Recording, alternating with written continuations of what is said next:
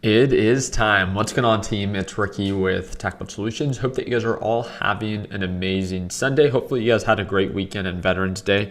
Want to go ahead and start sharing my screen so you guys can see exactly what it is that I'm looking at. So NASDAQ futures, so the NASDAQ market right now is down 0.5%. This is during extended hours. So what we are seeing a nice little drop, not very surprised, right? Especially after the week that we had of last week following the CPI data report. We had a huge gap up. Just want to make sure that we're all aware of that. This was on Thursday. We live streamed that CPI data report. We gapped up. The NASDAQ market really didn't pull on back.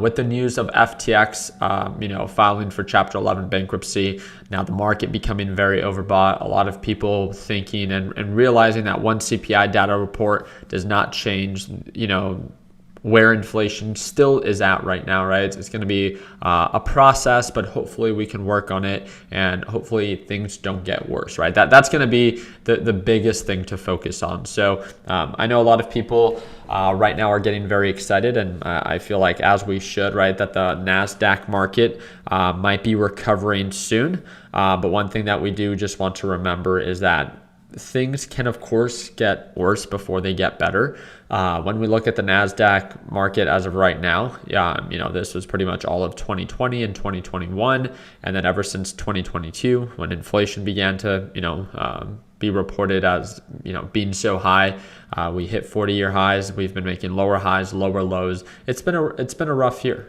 If you actually look at the data, I think it's really important to understand how rough this year is. So if you are someone that's personally struggling, if you are someone that has been feeling like the market is against you, or wow, this drop or this recession is lasting a very long time, it is, right? If you actually look at the data, this is one of the longest bear markets that we've had in a very long time. So don't feel like it's just you, it's, the entire market. Obviously, we all want the market to recover. We'd love to be able to invest in companies that are undervalued. All we ever have to say is, especially at these oversold levels, you shouldn't be afraid to invest in good quality companies. You should just take your position size into consideration, right? So, I think it's a very exciting time, right? Because it should not matter if you're well balanced, if you have a well balanced position size. It shouldn't matter if the market goes up or the market goes down as of now, right? We know the market will eventually recover, but as of right now, if the market continues to sell off, then we can short the market, right? You shouldn't feel or hope that it just goes one way, because at that point, then it probably means that you have all your money just in one specific area. And as of right now, things are still very uncertain. So you're just putting yourself in a very hopeful position. So if I'm not mistaken, for our Sunday stock talk today, I do have just subscribers that are able to comment in the live chat. So all you have to do is subscribe to the channel. You should be able to refresh your screen, and then you should be able to participate in the live chat. So just click subscribe, turn on your post notifications, and YouTube will alert you anytime that I post a new video, right? Especially if you're just getting into the stock market. So I don't want to take too much of your guys' time. I know Sunday is normally a family day for a lot of you guys. I know it is for me. So send me whatever stock you want me to break down, and I would be more than happy to break it down for you guys. But did want to show you where the NASDAQ market is as of right now. We are down a little bit over 0.5%. So please just make sure you take that into consideration. There are many times that the NASDAQ futures are down or red, right now, but by the time the market opens, they can be in the green. So it doesn't mean that the market's going to open up in the red. It just means that's where the NASDAQ futures are right now. So without further ado, let me go ahead and get started into breaking down your guys' top stocks. And all you have to do is drop a thumbs up and subscribe. So let's go ahead, and I actually really like this one. I don't think there's a better time to possibly talk about it. I got asked to break down Coin, which is Coinbase. How many of you guys have been keeping up with the FTX news, right? It's very interesting. I feel like a lot of crypto companies are, struggling as of right now, and Coinbase is one of the few that is actually publicly traded. If I'm not mistaken, it's, I think, the biggest one, especially because of its market cap, right? Because of it being publicly traded. But we'll see. We'll see how things go. We are very oversold. There's no indication of a reversal. And based off of how things are looking like right now, I'm not super into crypto like at all, right? But there's two companies that a lot of people are talking about that are next. Binance is one, which I don't know if I believe that. Binance is a really big one. And then what's that second one that starts with a B as well? If you guys can help me out with that. What's that second one that starts with a B? It's still active, but they're beginning to limit their users and being able to withdraw funds. Let's see, no. BlockFi. It is BlockFi. BlockFi is the one that I've been hearing some people are having issues and being able to withdraw funds for specific things. So yeah, if we look at Bitcoin right now, Bitcoin is hovering right around 16,000. You guys might be like, Ricky, why are we talking about Bitcoin if we invest in the stock market? There's so many institutions that have invested into crypto that if crypto continues to collapse, it will create more selling pressure and more uncertainty for the stock market. There's no other way to sugarcoat it, right?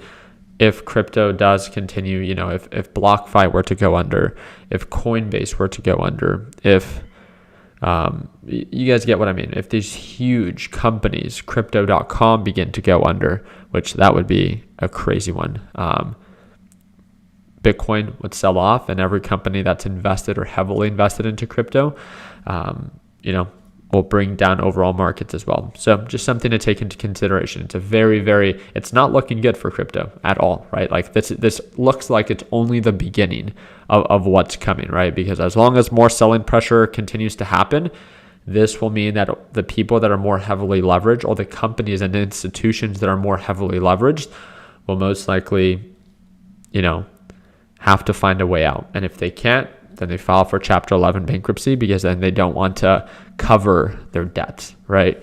It's very simple. So, I'm excited to follow up.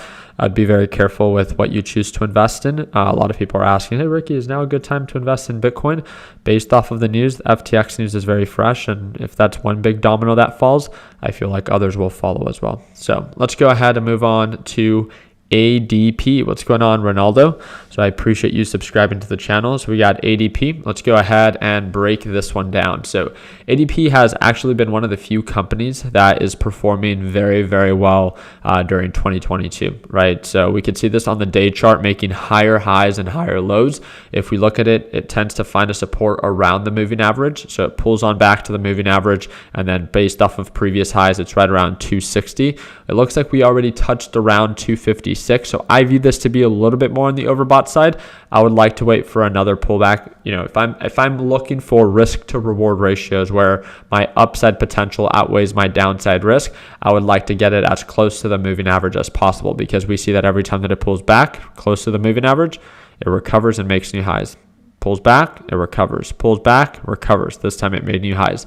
It pulls back. It has the potential to continue to run, but if markets begin to drop, then maybe ADP as well, right? And we'll pull back around to the moving average. But it looks like that moving average is a good supply zone for ADP. So something that we can follow up with. I'll go ahead and I'll set my alert. Maybe you can set yours, and I would view it to be more of a buy at that oversold level versus where it's at right now. So may you talk about Rivian? I'd love to. I appreciate you asking so politely. Please do not spam the chat though, right?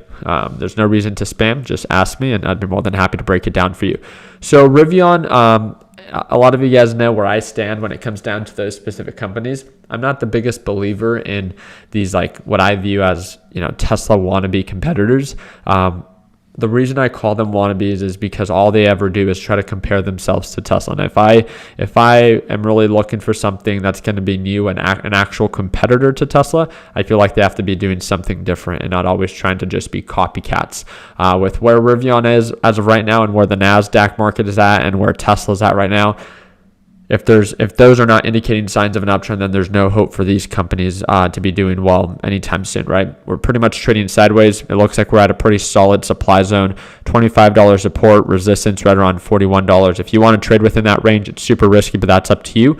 I like to keep my trading very simple, and I wait for direction. I don't care what any indicator says. Indicators are to be used as a reference. I use indicators to use as a reference, but never as a sole reason on why to take a trade. My biggest thing is always direction and making sure that direction is in my favor. That's simple. A very simple question you could ask yourself is, are you missing out by not being invested?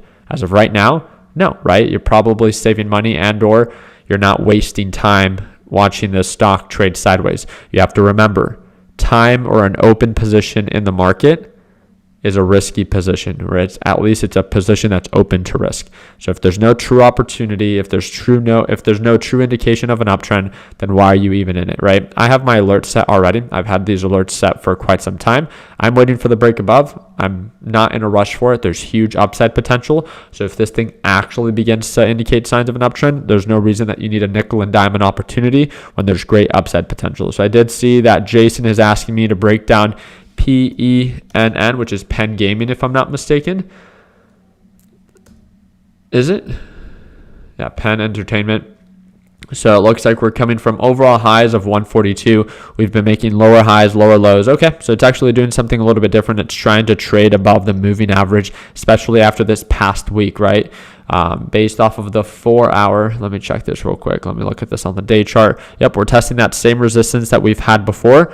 I think it looks like it's in the very early stages of a potential reversal. But what I would hate to happen is that you think that it's finally above the moving average, you decide to buy, and then it gets rejected and it sells right back off, right? Very similar to what it did here, where if you didn't wait for confirmation, it hit a resistance and then sold back off and made new lows. I would say, it's in the very early stages of a potential reversal. So let's set your alerts. And if it actually begins to make higher highs and higher lows, and if it begins to validate, right, the higher lows above the moving average, then that would be a step in the right direction, right, where we're actually indicating signs of an uptrend versus signs of a downtrend. So let's go ahead and move on to the next one. I appreciate your time. I believe it was Jason, right? Yeah, Jason. Hopefully that was enough of a breakdown for you. So can you please break down SOXL? Of course, I appreciate your thumbs up and for you subscribing to the channel. Remember, if you want me to break down your stock, all you have to do is subscribe to the channel and drop a thumbs up. So SOXL, so it's a semiconductor ETF. ETFs, semiconductors have obviously been down for quite some time, pretty much all of 2022. We hit highs. Been making lower lows, lower highs, a very strong rally. But again, we've had strong rallies, and guess what happens? It sells right back off. It rallies, sells right back off. Rallies, sells right back off. Again, this is following really the NASDAQ market. It's following, the semiconductor big companies, but those tend to follow the overall markets, right? So I would be very selective I'd really watch your position size. If this thing continues to make these lower highs and lower lows, you buy now is you literally buying at the highest price point right before it continues to sell off, right? So I just would hate for you to enter a position that you end up regretting. There's nothing wrong. If you view it to be at a good price point and you're okay with taking the risk because you see the upside potential to outweigh the downside risk, go for it, right? But watch your position size. I can trade and invest in the riskiest stocks. But if I do it with a controlled position size, I can just buy one share, right? I can buy just $500 of it. I can buy just $1,000 of it. You could always control your risk by controlling your position size. So please do not get ahead of yourself. Please watch that position size, especially when we're in a very early stage of reversal. In my opinion, it's probably one of the most important things that you can do as a trader. So yeah, Brandon saying, Ricky, just want to say thank you. I appreciate you. I've made my investment in your course tenfold so far. I appreciate that, Brandon. Thank you again. And I'll see you tomorrow at Market Home. You didn't have to donate, brother. But I appreciate it. Hope you're having a good Sunday, man. Alrighty. So let's go ahead and break down. Let's do LYFT. Here we go. So Lyft definitely been struggling. We could see the lower highs, lower lows right now trading at $12 a share. This is insane. It's insane to see how much these companies have dropped from lows of $12 to highs of overall 62. I mean, these companies are down. Again, we're trading below the moving average. And if we're trading below this moving average, I would be very, very careful with that position size. It's too risky. If you want to enter these risky swing trades where you think that you could enter and sell right above the EMA, that's on you. It's just you're adding an extra layer of risk. I would just be very, very careful with getting ahead of yourself. It's too early to tell. So please take that into consideration. So here we go.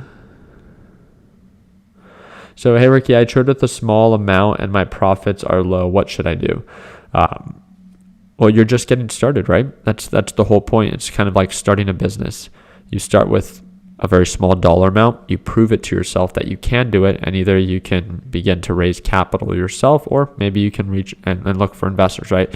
The idea is always to prove yourself that you can do it on your own first. And then if you have a good set of systems in place where you're consistent, your risk management is good, and you can focus on the percentage growth to then put things into perspective of like, hey, I'm doing this right now with maybe $1,000, but what about $10,000, right? Would that return be something that would be a little bit more attractive? And it all comes with time, because as you begin to scale, then new challenges, I'm sorry, I heard my daughter coughing. But new challenges begin to arise, right? And it's normally the emotions that follow with trading with a much larger position size. So there's no rushing into it, especially with how the market's going right now. Markets are choppy, markets are very bearish. And if you're either seeing that that's why you're struggling with growth, then just know that if you can do decent when this market and bull markets, it should be much easier. It's still going to be challenging, and you should understand that and respect that. But I would be very, very careful with trading too aggressive during kind of more of these bear markets, right? My biggest focus is always going to be for a beginner risk management, right? Everyone's always focused on trying to make as much money as possible. My focus is I want you to keep as much money as possible, right? So just want to make sure we talk about that. All right, let's go ahead and let's do that one, DRV. So that is that real estate ETF. I'm wondering how it's performing after mortgages so it should have pulled back. So for those that are unaware what this ETF is this ETF follows the real estate market. And obviously this ETF was rising because it's a bear triple leverage ETF.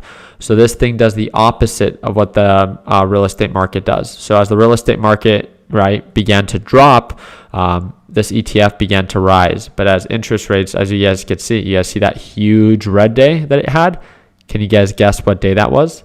It was Thursday, right? It was Thursday after that CPI data report, because if the Federal Reserve, if that inflation report's coming in lower, it's better for real estate. So you can see why it dropped quite a bit, right? You can see that it's trying to build a support. So if the market begins to sell off once again, then this thing most likely will begin to recover. But overall, I would just be very, very careful. I think it's good to know this. This could be kind of like your secret weapon, where anytime you hear anything bad about the real estate market, you could follow up with this. And I would view this more as a trade and definitely not as an investment vehicle, right? But if you see that the real estate market can get affected in a negative way, just know that this thing most likely is going to rise if there's any negative influence to the real estate market. So I think it's a great way to be able to hedge positions, but not an investment vehicle, right? This is not something that you want to get caught holding for a long period of time.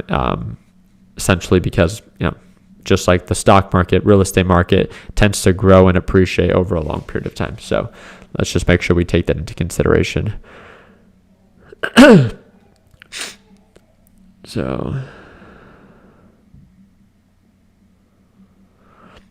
hey, Ricky, how would you make a plan wanting to invest into some top companies for long term? Would you buy in now or wait for the pullback? Elizabeth, I've talked about this a lot with our LPP team. So a lot of you guys know, right? I trade with my private group LPP every morning. And one of the things that gets brought up pretty often is the idea of investing long term. One of the first things that you need to understand is that you're never going to be able to enter a position and exit a position perfectly. The whole point of investing is to get something for a deal, right? To buy it for less than what it's actually worth, or what it will be worth. This is where, position size and having a very selective portfolio will pay off. We've talked about this a little bit, right? I've talked about my positions that I've taken in Apple, my positions that I've taken in Tesla, my positions that I've taken on Amazon. And I've also, considered the idea of investing into SPY, which is the S&P 500 ETF, right? Also QQQ, right? It's the NASDAQ ETF. Those are ways that I can be a little bit more diversified and not just on a single stock, right? Not just invested in Amazon or in Apple, but if I invest into QQQ, I'm invested into the NASDAQ. If I invest into the SPY, I'm invested into S&P 500. My biggest thing would be watch your position size. As the market is still uncertain, you shouldn't be scared to take advantage of these lower prices. You should just do it in a calculated way. A lot of people will tell you, that, I think the market's still going to crash. Other people will tell you, I think the market's going to begin to recover. At the end of the day, no one knows, right? So stop trying to predict the future and just prepare for it. If you were to view it that, hey, let's say that this thing takes 3 years to recover, or let's say that it takes a year to recover, how would you want to manage your position size? You want to think about best case scenario and you want to think about worst case scenario, right? So if the market gets worse, you can take a 10% position right now, but if it gets worse, you can tolerate it a little bit easier versus if you were fully invested and then it drops, right? That would be a little bit harder to tolerate. So this is why we always talk about thinking about worst case scenario. And I think that's the part that a lot of people get confused on of what's it called? They're like, oh, hey, Ricky, how come, you're always talking about risk management? Why are you always thinking or wanting the market to sell off? That's not the case at all, right? I just know that this year has been very bearish, and I know that we have a lot of people that are just getting started. So why would I not talk about risk management? So I want you guys to always understand that when I do talk about risk management, that it's never because I want the market to continue to sell off. It's just I understand what it's been doing. And I don't want you to be hopeful like meme traders or like Reddit traders, where all they do is they think something has to happen now, but it doesn't, right? It can take a lot of time. And my simple question to you is, based off of your position size, can you tolerate the time that it will take for the market to recover? Because we all know that the market will recover. It's not an if, but it's a when. So can you tolerate the time that it will take for the market to recover? So please take your position size into consideration. I would not be afraid to invest now. I would just do it in a calculated way. I would watch my position size 25, 20% or less as of right now. It's still too early to tell, right? All right. It looks like we're getting asked a lot to break down rum. I do not. What is this? Okay, so this looks like a pump and dump. Rumble. I've heard of it, right? It's that new application. Didn't it just do like a merger? Did it not? No? Didn't this just do a merger? So isn't this like the new application where, canceled people go on or something like that? So it looks like it did this merger. Yeah. So like Andrew Tate and stuff like that. I've never believed that a specific individual can create enough demand for an entire application. And although someone gets canceled, then obviously we might still want to see that person. I just don't see that to be a reason why an entire application would be successful. I just have never seen it before, right? Microsoft tried it with Ninja. And they created that Microsoft platform. They invested, I think, like $100 million just for Ninja to be on it. And it did not work. And Ninja was huge, right? It was during that Fortnite craze. And then now there's Andrew Tate. And I think I saw Steve will do it. People were talking about being able to have like Kanye and Trump on it and stuff like that. I would just be very, very careful. These are very hopeful stocks to be invested in. I can see them as trades because they're extremely volatile, but anytime that you see this type of volatility, that does not scream invest in me. That screams volatility and super risky, right? You could make an insane amount of money from $6 to $13. You could have doubled your money. But now, as you can see, it's kind of like common sense, right? You could see this resistance right? It's a lot of consolidation here.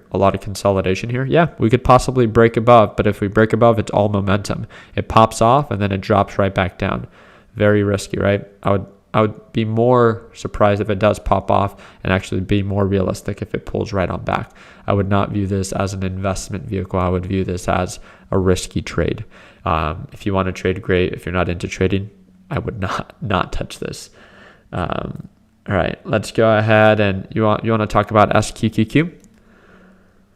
Let's do it. I'm all for it. So SQQQ with a significant pullback as of last week, right? This was Thursday. This was Friday. We had a 5% loss on Friday. And then we had, I think it was a 20% loss on Thursday, right? From start to finish. A little bit over, I think it was like 20 or 21%. At SQQQ, based off of how things are looking like right now, the NASDAQ market is a little bit in the red. So it could be a good day for SQQQ. I just think that CPI data report is too fresh. I'm all for shorting the market. You guys know that I love to, but it doesn't matter what I want to do. It matters what the market is doing. And I think that's the big disconnect from a lot of people. I agree that the market's very overextended based off of, the CPI data report. This upcoming week, did you guys know that we have the PPI report, which is the producer price index? I'm planning to live stream it. I guess you guys can let me know. So PPI data report is going to be this week. And, we could see the market shift a little bit on that specific day. But because of that CPI data report, I would not be surprised that if it comes out better than expected, that the market could rally again, right? This is why I told all of the people that are part of LPP of like, hey, if the market continues to rally, let's just take it day by day. Let's rally with it. If the market begins to sell off, we know that we have a lot of upside potential for SQQQ. It's just a matter of time. We know that it will correct itself, right? This thing will come back up a little bit. Markets will correct themselves, but please don't try to predict the bottom or the top of the market. Just go with the flow, right? The people that AMC people are a great example of this, or the GME people. They're like, no, this thing needs to go to 1,000, or no, AMC needs to go to 100,000, or whatever they were saying. No, it doesn't need to do anything. The trend is your friend, right? Focus on direction and keep it simple. If there's a change of direction, you manage your risk. It's not personal. The market's not against you. You're not a big enough fish to go after. You have to think about that. Be realistic. I'm not a big enough fish to go after. To move markets, no. You're not that special. Your stop loss, it doesn't matter where your stop loss is. They're not hunting your stop loss. It's being realistic, right? You're a drop in the ocean. I'm a drop in the ocean. And I think the quicker that you understand that, the less personal you will take a red day. It's just, it is what it is. Our job is not to avoid risk. Our job is to manage it. So let's go ahead and do one more breakdown, and then we will call it a live stream. How does that sound? All right. Here we go. Make sure you guys drop a thumbs up. Make sure that you guys subscribe if you guys want to be able to comment. So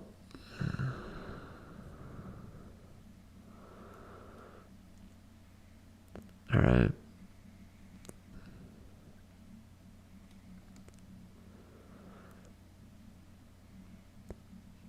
What's going on, Dax?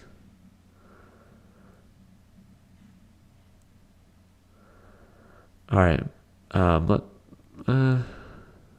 Let's do Hershey's because we haven't done that one. I've done almost every other one that's been being asked for me to break down. So Hershey's, I've not done. It looks like it has very low volume. Oh, wow. What the heck? Hershey's has been doing this well all of 2022? Jesus.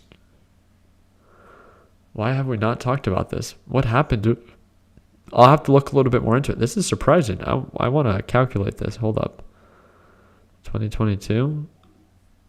Are we doing things wrong by not investing into Hershey's? Okay, well, something recently happened. It's very oversold based off of recent patterns. RSI, MACD. This is probably one of the only stocks that we broke down today that's actually pretty dope. that we haven't normally talked about. Look at that. Beautiful uptrend pattern, directions in our favor, making higher highs, higher lows, but it looks like it just recently sold off, very similar to its other pullback, but this time we actually broke below the moving average. So I'm going to have to look a little bit more into this on the fundamental side of what caused this sell-in pressure for the past 2 days, right? I don't know if we're just overextended. It looks like it has low volume, so I'm not a big fan of that, especially with the dollar amount that we trade with. But if it's that oversold and it's nothing significant that caused it to sell off, this could be a nice dip buy opportunity, right? It's not huge margins, but it's 10%, and it's 10% on something that's been very, very bullish. Remember, I don't have to buy with everything in my account. I can buy with a very small position, right? I can buy one share if I want to. This is the part that like really bothers me about people when they're just getting started in the stock market. They think that they have to get it perfect the first time. They think they have to be all in just one stock and make it happen. It's like, why can't you guys have fun with it, right? Like, we found a decent stock. Let's look into it. Is it a stock that's sold off based off of, really bad news, or is it just, market sold off, so this sold off? Like, what caused the sell off? If it's not bad and it begins to indicate signs of a support, why overcomplicate? Why be like, how many shares can I afford? How about you just buy one share, right? Test it. Prove it to yourself. Hey, I can buy something, and if it sells off, I can manage my risk, and it's a very small loss. And if it goes up and it breaks above EMA, I'll buy one more share, and then I'll lock in profits. It's a proof of concept, right? And then I proved it to myself that, hey, by managing my position size, I'm less emotional, I'm more controlled, and that was fun. Doesn't that make more sense, right? Remember, opportunity is not on your schedule. You're on opportunity schedule. And your job is not to avoid risk. Your job is just to manage it. And by managing your position size, it's a great way to manage risk. So, so I lost a lot of money due to the CPI data report. I did not realize that it was coming out on Thursday. Carlos, I don't know what to tell you. I filmed a video twice a day, every single day for about a week and a half on my YouTube channel. They're free videos. I posted it on my Instagram as well. I told our Learn Plan Profit group every day, and I made everyone aware. I talked about the live stream. I hope that you're subscribed to the channel. If you're not, maybe now we can earn it. My job is to make you aware of all the different economic reports, that are set to be released, earning reports that are set to be released that could influence the overall market. So, I would love to keep you guys up to date. We have a lot of fun with what it is that we do here. Sometimes it is boring when the market's, being choppy, but that's just the market. We just have to work with it. But it doesn't matter if the market's bullish. It doesn't matter if the market's bearish. We're here to make money regardless of what direction it chooses to go, right? So I really do appreciate you guys' time. If you guys have any questions, you guys know how to reach out to me. You guys can send me a direct message via Discord. That's that first link in the description down below, or send me a direct message via Instagram, and that's that third link in the description down below. Friendly reminder, I've been getting a bunch of messages of a bunch of fake accounts reaching out to people. Let me make it very clear. The third link in the description, it's my only Instagram account. It's verified. If you get a message from any other account, it's fake. I mean, that's the easiest way that I can put it. I will never message you first. If you message me, I will respond, but I'm verified. Every other account is not me. I don't have a Telegram. I don't have a WhatsApp. I will never ask you to email me or my team for crypto management. I don't do any of that. I offer one thing, and I trade live every day. That's all. It's my LPP team. It's the second link in the description. Everything that I offer is linked in the description down below. So if you want to watch me trade live every day, if you want to see my entries, if you want to see my exits, not just my profits, right? But if you want to see and hear my thought process before I enter a trade, while I'm exiting a trade, if I take a loss and I explain what I did wrong, again, I only work with one group. That's all. And it's my Learn Plan Profit group. We're running a sale. It's $150 off. And it's the second link in the description down below. So you can choose to sign up. And in the first 3 videos in LPP, it will explain to you on how to get access to our private group chat and how to get access to our daily live trading session. It's a one-time payment. It's lifetime access, and you get access to everything. So again, it's the second link in the description, and you can watch me trade live as soon as tomorrow. I appreciate your time. Hope and wish you guys an amazing Sunday. For our Learn Plan Profit team and for our new members, I'll see you tomorrow at Market Open for our live trading session. Make sure that you set your alarm to Market Open, and I'll see you then. Hope that I earned your thumbs up. Please consider subscribing. And like always, let's make sure that we end the year on a green now. Yep, lows, chunches. Let's party hardy. Take care, team.